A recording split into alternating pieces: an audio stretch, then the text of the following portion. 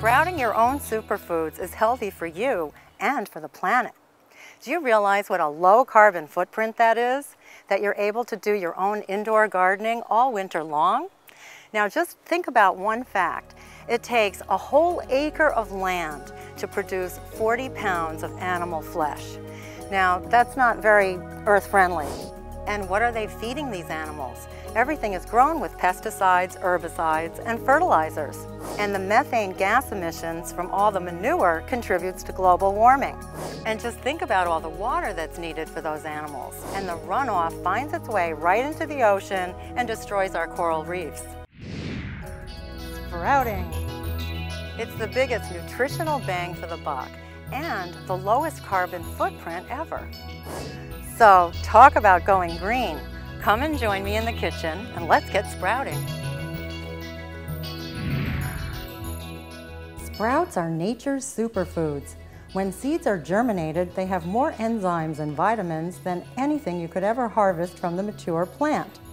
And the nutrients are bioavailable, which means it's easier for your body to absorb and utilize them. Proteins break down into amino acids, carbohydrates become simple sugars, and fats become essential fatty acids. So here's how to sprout your own superfoods step by step.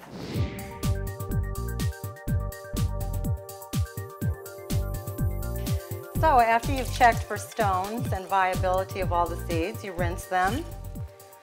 And then you're ready to soak them for the allotted time for each seed. Now these are lentils, so they're going to take about 8 hours or overnight. And you just want to set them aside. And then in the morning, we'll check them out and rinse them over again. You want to make sure you're using purified water. And we're going to rinse them a few times. This happens to be an RO filter.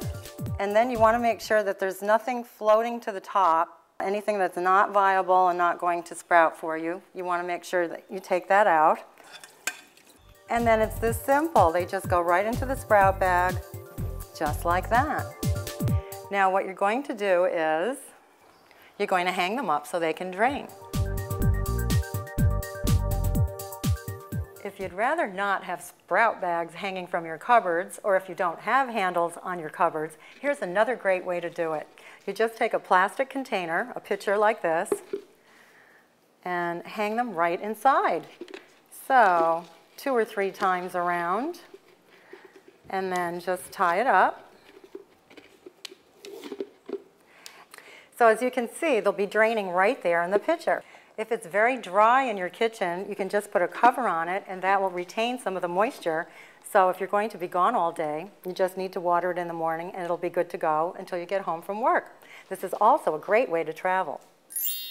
People often ask me, how many times a day do I rinse my sprouts? Well, you wake up in the morning and you brush your teeth and you remember, oh, it's time to rinse my sprouts. Then you go to work, you come home, 5, 6, 7 o'clock at night, it's time to rinse my sprouts. And then before you go to bed at night, it's time to rinse my sprouts. So all you have to do is untie them, take them over to the sink, and here again, we're going to rinse and drain the sprouts. So I like to let them sit for a few moments and just absorb some water. And it's that simple. You just do that a few times a day. And you'll watch them sprout right in front of your eyes. This is what they should look like at the time they're ready to be harvested. So you can see all of the tails are nice and creamy white. 3 days later, and we're ready for harvesting. This bag of mung beans was $3.50 for 15 ounces. We started with less than a quarter cup of mung beans. And again, this is the biggest nutritional bang for the buck. And here's what we get. A little over a cup of sprouts. Now that's pretty good. Check these guys out. Aren't they gorgeous? This is exactly how your sprouts should look. A nice creamy white color. Make sure that they're odor-free. They're not dry at the ends. They're not pink or moldy or discolored. That's a perfect sprout right there. And then you're ready to store them. Any kind of a container, Tupperware, glass container is fine. And you just tightly seal them and put them in the refrigerator. These guys should be good to go for up to 2 weeks.